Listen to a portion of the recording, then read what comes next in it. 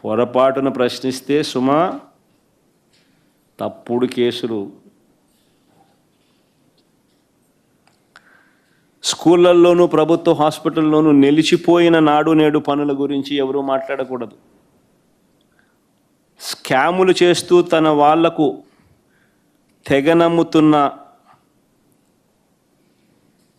కొత్త మా హయాంలో తీసుకువచ్చిన ప్రభుత్వ మెడికల్ కాలేజీల గురించి ఎవరూ మాట్లాడకూడదు. పోర్టులు, ఫిషింగ్ హార్బర్లు అన్నీ కూడా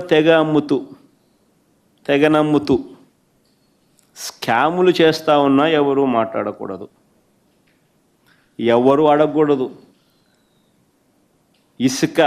ఇష్టారాజ్యంగా ఇసుక మాఫియా చేస్తూ ఉన్నా మాట్లాడకూడదు. గ్రామ స్థాయి నుంచి బెల్ట్ షాపుల ఆధ్వర్యంలో జరుగుతూ ఉన్న లిక్కర్ మాఫియా గురించి ఎవరూ మాట్లాడకూడదు. మట్టి మాఫియా గురించి ఎవరూ మాట్లాడకూడదు. అమాంతం కాంట్రాక్టులు రేట్లు పెంచేసి, రాజధాని ప్రాంతంలో రేట్లు చూస్తే అసలు ఏం కడతా ఉన్నారు, బంగారుతో కడతాన్నారా బిల్డింగ్లు అనిపిస్తాను. స్క్వేర్ ఫీట్ 9,000 రూపాయలు, 10,000 రూపాయలు. బంగారు రాడ్లతో కడతానట్టున్నారు.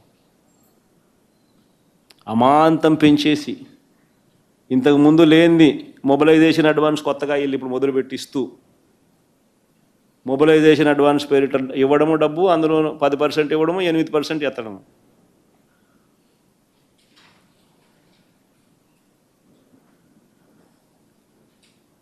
నాణ్యత లేని పనులు జరుగుతూ ఉన్నా ఎవడో మాట్లాడకూడదు.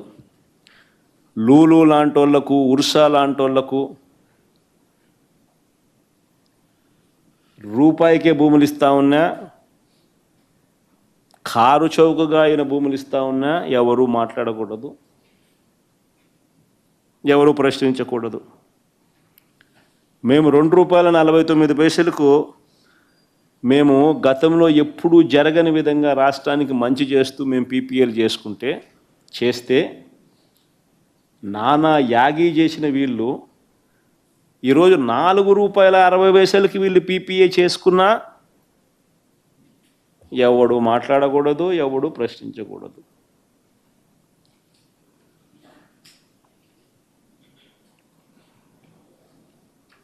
రాష్ట్ర వ్యాప్తంగా హత్యలు జరుగుతూ ఉన్నా మాట్లాడకూడదు, హత్య యత్నాలు జరుగుతూ ఉన్నా మాట్లాడకూడదు, దౌర్జన్యాలు జరిగినా మాట్లాడకూడదు, ఆడపిల్లల మీద అఘాయిత్యాలు చేస్తూ ఉన్నా మాట్లాడకూడదు.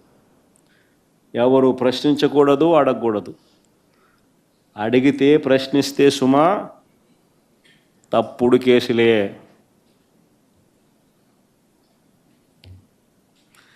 కానీ చంద్రబాబు నాయుడుకి ఈ సందర్భంగా ఒక్కటైతే నేను చెప్తున్నా, అయ్యా నువ్వు ఎన్ని తప్పుడు కేసులు పెట్టినా భయపడేది లేదు. ప్రజల తరపున మా పోరాటం ఆగేది లేదు. నీ ప్రభుత్వం కన్ను మూసుకొని కన్ను తెరిస్తే మహా అయితే ఇంకా 3 ఏళ్ళు ఉంటుంది. దాని తర్వాత మాత్రం వచ్చేది మేమే. నీవు పెట్టే కేసులకు, నీతో పాటు నీకు పావులుగా మారిన అధికారులకు ఇద్దరికీ వార్నింగ్ ఇస్తూ ఉన్నాం.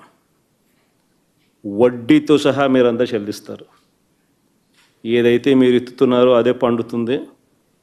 ఇది మాత్రం మర్చిపోవద్దండి.